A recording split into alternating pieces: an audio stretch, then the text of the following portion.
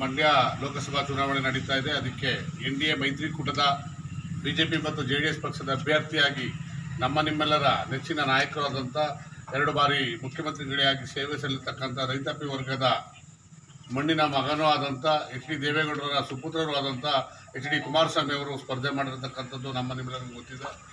ಏನಕ್ಕೆ ನಾವು HD ಕುಮಾರಸ್ವಾಮಿ ಅವರಿಗೆ ಓಟ್ ಹಾಕಬೇಕು ಅಂತ ಅಂದರೆ, ರೈತಾಪಿ ವರ್ಗದ 26,000 ಕೋಟಿಗೂ ಅಧಿಕ ಮೊತ್ತದ ಸಾಲವನ್ನು ಮನ್ನಾ ಮಾಡಿದ್ರು, ಮತ್ತು ಸರಾಯಿ ನಿಷೇಧ ಮಾಡಿದ್ರು, ಮತ್ತು ಲಾಟರಿ ನಿಷೇಧ ಮಾಡಿದ್ರು.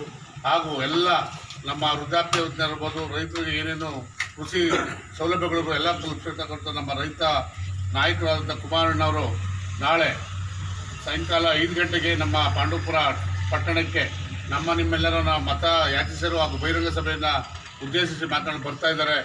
ಇದಕ್ಕೆ ನಾವು ಬೆಳಿಗ್ಗೆಯಿಂದ 7 ಗಂಟೆಗೆ ನಮ್ಮ ಅಂಕೇಗೌಡಕೊಪ್ಪಲು ಗ್ರಾಮದಿಂದ ಸ್ಟಾರ್ಟ್ ಮಾಡಿ ಕರುಗಳ್ಳಿ, ಮಂಚನಹಳ್ಳಿ, ಅಶೋಕ್ ನಗರ, ಇಳ್ಳೇನಹಳ್ಳಿ, ದೊಡ್ಡಬನಹಳ್ಳಿ, ತಿಪ್ಪನಹಳ್ಳಿ, ಬ್ಯಾಟರಾಯಕೊಪ್ಪಲು, ಹಸನ್ಪುರ, ಈಗ ಲಿಂಗಾಪುರ ಮುಗಿಸಿ ಮರಸನಹಳ್ಳಿಗೆ ಹೋಗಿ ಕಾಳೇಗೌಡಕೊಪ್ಪಲಿನಲ್ಲಿ ಅಂತ್ಯ ಮಾಡಿ ತಿರ್ಗಿ ಸಾಯಂಕಾಲ 3 ಗಂಟೆಗೆ ನಮ್ಮ ಚಿನ್ಕುಳ್ಳಿ ಹೆಡ್ ಕ್ವಾರ್ಟರ್ ಆ ಗ್ರಾಮದಲ್ಲೂ ಕೂಡ ನಾವೆಲ್ಲರನ್ನೂ ಕರಿತಾ ಇದ್ವಿ.